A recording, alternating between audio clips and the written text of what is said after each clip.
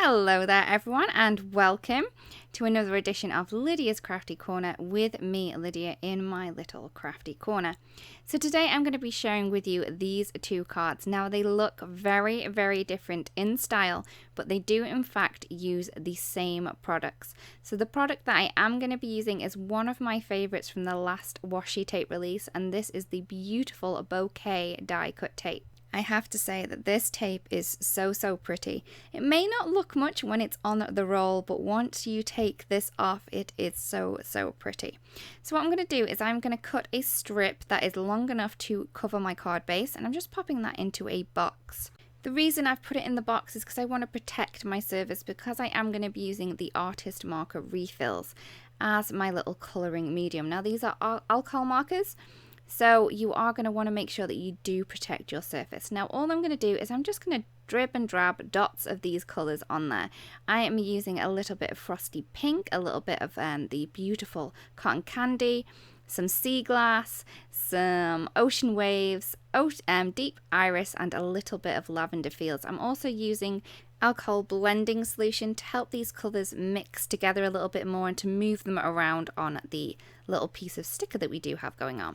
So once I have done that, I'm then gonna fill in some of these gaps. There's some more gaps on there that I wanted. I kind of want the whole of this die cut tape to be coloured, so I'm just going to take one of the watercolour brushes from Altenew. Now these have plastic bristles, so this is fine for this, and I'm just going to use this to colour in all of those little white spaces that I have going on.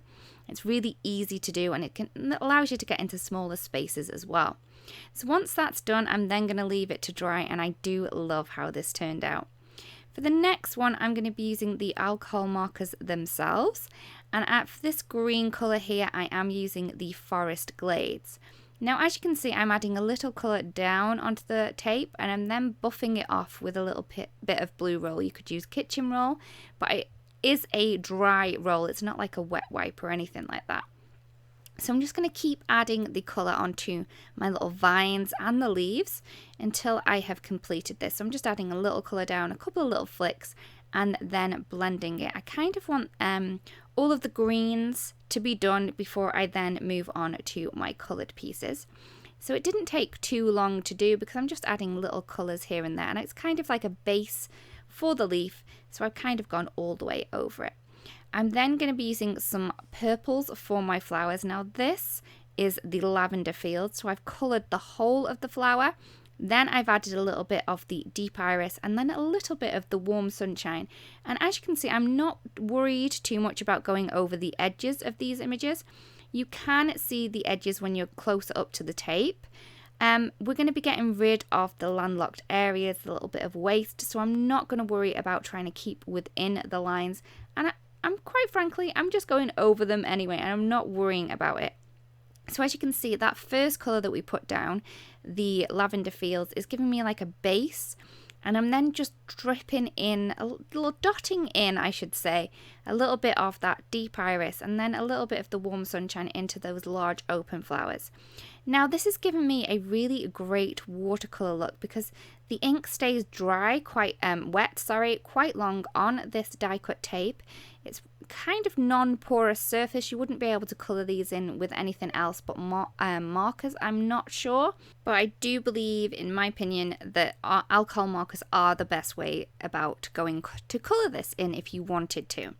So I'm just going to keep going with my images. Now as you can see, just putting down a load of that colour, then just dropping them in, really leaves for great effects with these markers.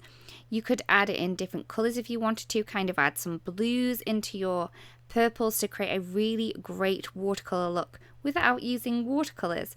And I don't think you wouldn't be able to use watercolours on this tape because it is non-porous. So to get that really great look, you can use your alcohol markers in this way. And it's really fun, and it does add lots of different effects. Not one flower is going to be the same as the other. And I really do have to say that I am loving this really artsy look on this beautiful die cut tape. So once I had finished colouring, I wanted to clean my edge up. So all I'm going to do is I'm going to take my blender pen from Altenew, and I'm just going to colour down the edges that we have going on, and that is going to remove the ink from there. And I'm just cleaning my pen off onto a little bit of scratch paper under me. It doesn't take too long, and it gives you a great edge as well. So once I've done that, both of my two tapes are complete. I'm then going to remove it from the backing. Now this, I have to say, is where the magic happens. So you do need to be quite gentle when you are trying to remove this from the backing, because it does have the little landlocked pieces within it. You are going to want to take like a little pin or maybe a little pokey tool, something that you do have to get rid of those little pieces. There are a couple of fine ones in there that you may just want a pin to use onto. And you're just going to remove those, and then once that's done, I then have my beautiful coloured die cut tape. You can keep all of these pieces if you wanted to as well and create another card. So once I have that, I'm then going to add my tape onto my card base. Now this is just a 4 1/4 by 5 1/2 white card base, and I'm just lining that up with the grid map that I have on my little stamping mat underneath me. And it's really easy to attach this because it is self-adhesive. Once it's adhered, I'm just going to turn my card base over, and I'm just going to trim off the excess from behind. I do find that this gives me a neater edge.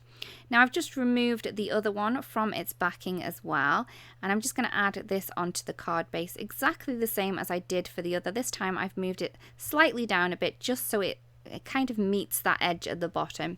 Again, I'm just going to remove the excess with my scissors from behind.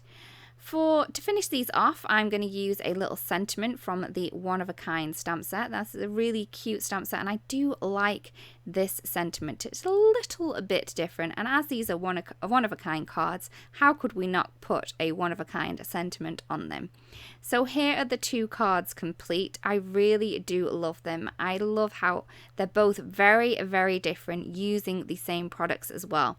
I love that you can stretch your supplies using the same things to create many different looks. So I really do hope that you've enjoyed the video and that you like the technique involved as well. Also, if you do make a card that was inspired by this, it would be great if you do share, because we would love to see it. Also, if you do want to watch any more videos, there's a couple more here that you can watch at your own leisure. Also, if you do subscribe to the channel, you won't miss out on any videos as well. Again, thank you so much for watching, everyone, and we'll see you again really, really soon. Bye-bye.